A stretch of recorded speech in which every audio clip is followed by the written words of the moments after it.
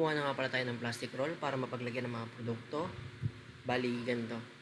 Kada plastic, iisang produkto lang, iisang size lang, para mas madalian tayo na kunin dito sa bodega at may benta natin to sa customer ng mas mabilis.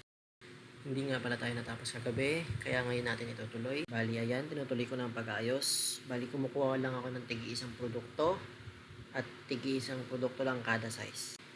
Ayan, pinipila ko na ang mga produkto para yun lang ang i-encode ko at di ko na kailangan buhatin pa lahat ng mga produkto na yan para lang ma-encode. Ayan, tapos ko na pagsunod-sunod rin, encoding time na. Inabot na nga pala tayo ng dilim, kaya kumuha ko ng ilaw para mas maganda ang mapapanood ninyo. Ayan, tapos na tayo mag-encode. Pwede na siya itinda, kaya ayan, ilalabas ko na lahat para may benta na. Ilalagay na natin sila sa bodega kung saan nakalagay ang mga dilata.